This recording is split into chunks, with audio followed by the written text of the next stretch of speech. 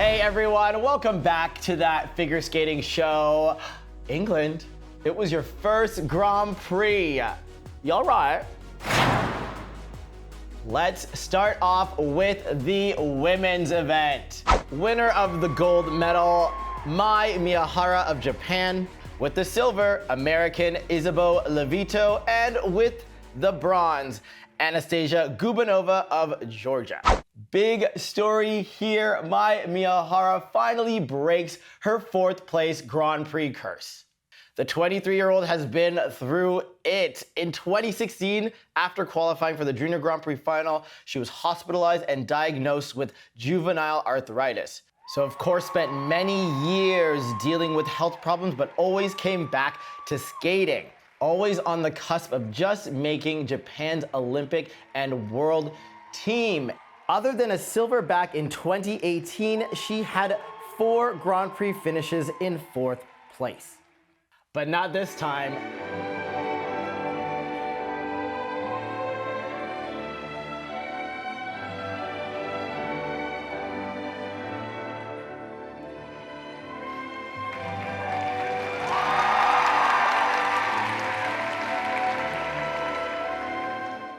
She came out determined, nailing a clean free program here and even saving some dodgy jumps like her opening double axel and triple loop. Really showing the emotion on her face as she enters the choreographed sequence, the crowd cheering her on as she hits that spiral, grinning ear to ear.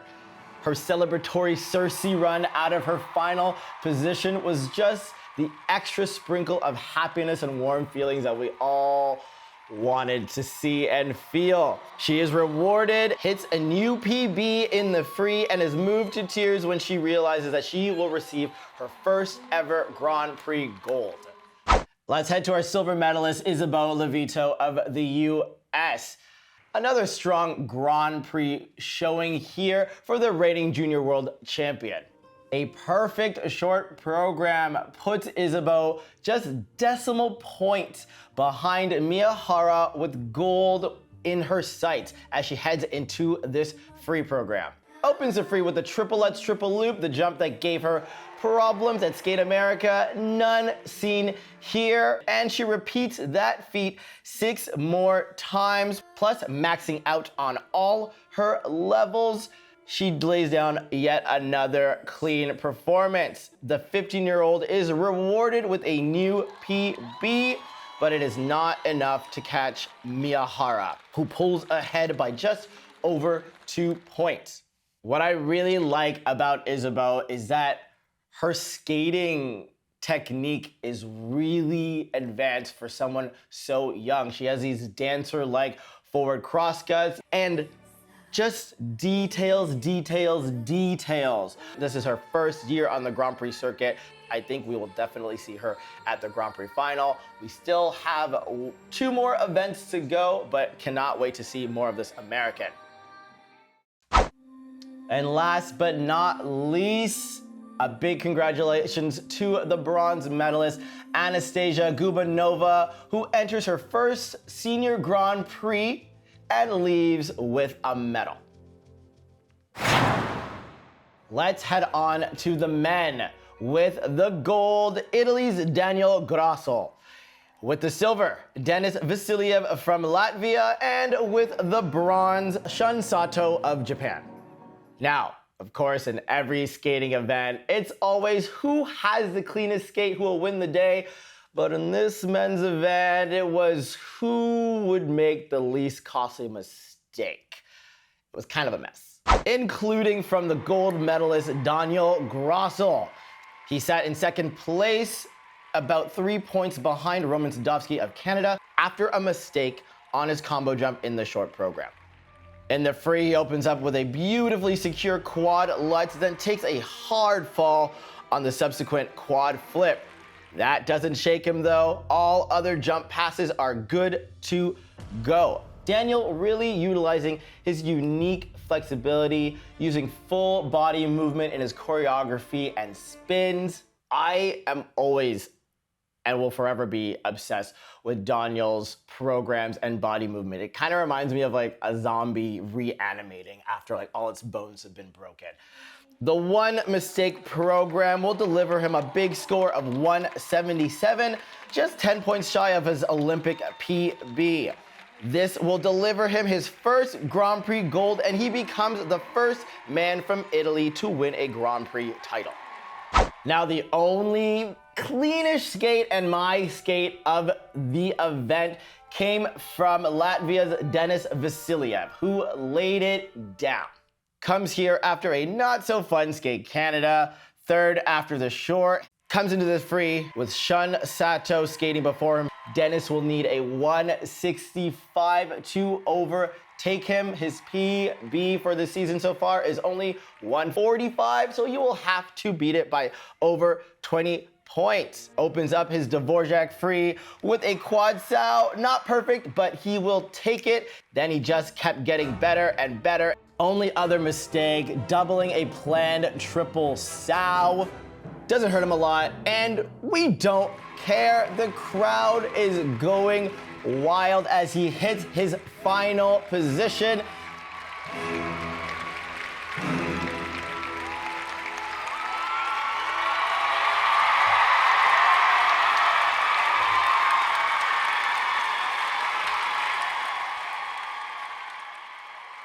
Standing ovation from me in my living room in my boxers, and from the audience in Sheffield. Definitely a crowd favorite here. Will it be enough to overtake Shun Sato? You bet your sweet scone it is. 171 in the free will give him his first ever Grand Prix medal. Last but not least, our bronze medalist from Japan, Shun Sato, returned to the ice only in June after shoulder surgery in February. He was one I knew would definitely be battling for gold at this event. Starts off with a secure quad lutz, but then falls on a quad flip, but the only little bleep bloop in his momentum. Every jumping pass after was secure. An unfortunate step out on his last triple loop. The 166 free program score will allow him to climb to third. Had a little funny moment here at the medal ceremonies in the men. Daniel and Deniss actually receiving the wrong medals. I think he actually got the gold because the crowd willed it. Gold medal for crowd favorite. Dance. With the gold, Italy's Charline Guinard and Marco Fabri. With the silver on home ice, Lila Fear and Lewis Gibson. And bronze goes to Canada's Marjorie Lajoie and Zachary Lega. It was a predictable dance event, as many often are, but Guinard and Fabri secure their spot as medal threats for that world podium and punch their ticket to the Grand Prix final. 2 gold medals in 2 weeks. Still hot and ready from their first ever win in France, they do it again here with 2 strong skates. Their Latin rhythm dance here will best their 83-point showing in France, hit a 86, very close to their PB. They head into the free dance strong and building, maximizing the levels they missed a week ago in France on their twizzles and steps, allowed them to hit their new PB in this free dance. Innovative moves like their lifts and choreo sliding move are what we come to expect from them. However, I don't know, this is again my second time seeing the program. They only had a week in between, so not a lot of changes had been made, but I'm not really connecting with this program. It seems angsty for the sake of angst, dramatic for drama, which is just my life. But in skating, it needs to translate to something meaningful, and I feel like they have all the transitions, they have all the cool moves that we love, but it just kind of seems like it's just filled. Not really any kind of space for like good skating, and I mean, they're good skaters, but not space for good skating and for us to like really get into the program. So I think they're gonna wanna clean up some more stuff, really work on that as they head to the Grand Prix final and will most likely go head to head with Canadians Piper Gillis, Paul Poirier, and America's Madison Chalk and Evan Bates. Silver medalist Lila Fear and Lewis Gibson get an opportunity of a lifetime to compete at a Grand Prix in front of a home crowd, and they do not disappoint. Mark Antony and J-Lo reunite to get them close to a personal best rhythm dance that leaves them within striking distance of the gold. Only 0.93 points separate them from the Italians. We were excited for Gaga in Great Britain, and we were not disappointed, and the crowd loved it right from the beginning with that dynamic opening combo lift. They're looking strong, fierce, and feeling their zhuzh until a big mistake from Lewis on their choreographed twizzle sequence. He loses his balance and falls. That will cost them about 4 points. I don't care, crowd doesn't care, although I'm sure they did.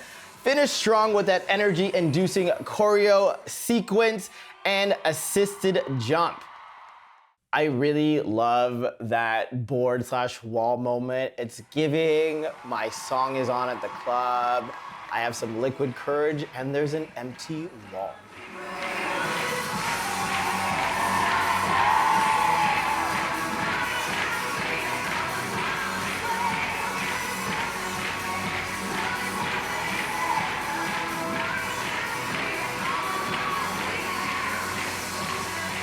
I love this program. It will deliver them only a 120 in this free, 5 points off of their personal best, but enough to secure them their second silver on the Grand Prix circuit.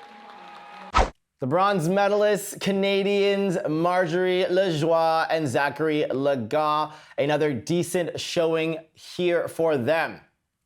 Finishing third in both segments here, they pick up their second Grand Prix medal this season. They looked a little tight in the free, didn't really sense that freedom throughout the elements in the performance, particularly from Zach. And then he has a little balance check on their level 2 diagonal step sequence. Their 2 bronze medal finishes will unlikely send them to the Grand Prix final. One thing that is very noticeable to me when watching the other veteran senior teams is their flow. The veteran teams are much faster and they get that speed with a lot less work. So Marjorie and Zach will definitely be looking at things like that to improve and remain competitive for the rest of the season. All right, let's head on to the pairs. Your gold medal winners, no surprise, Americans Alexa Knierim and Brendan Fraser. Silver medal goes to Italy's Sarah Conti and Nicolo Macchi. And with the bronze from Germany, Letitia Roscher and Louise Schuster. Americans Alexa Knierim and Brendan Fraser are your champions. Like we've said this entire Grand Prix season, they are essentially competing against themselves until they meet their biggest competition, which will be the Japanese team of Miura and Kihara, and that will most likely happen at the Grand Prix final. A pretty decent short program for the world champion team here. The free was not as good. Skating the free program to Sign of the Times by Harry Styles. They open up with a huge triple twist, but big jump troubles for Knierim. A step out on the side-by-side triple toe, doesn't get over her right foot on her side-by-side triple sow. It's downgraded, and a fall. So essentially getting a 0 for that element and a hand down on that throw triple sow. But redemption is in progress. She fights back, and they end their shaky program with strong lifts and zealous choreography as Mr. Styles sings his heart out to the Sheffield audience's delight.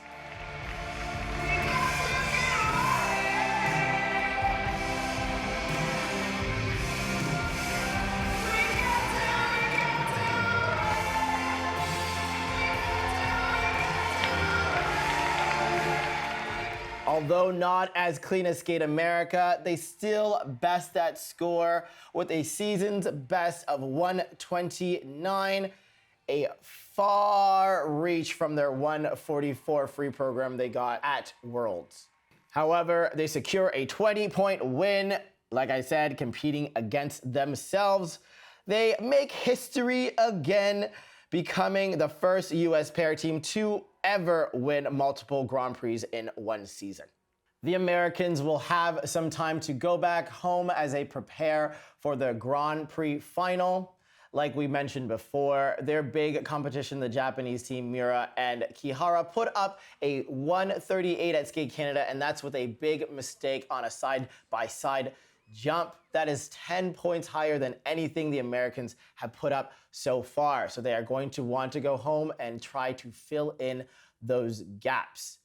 Silver and bronze medalists Conti, Machi, and Rocher and Schuster both showed improvement from previous competitions, with Conti and Machi almost skating a clean performance until disaster hit and the final lift just doesn't go up. So lots to clean up from both teams, but we could very well see Conti and Machi hitting the Grand Prix final later in December.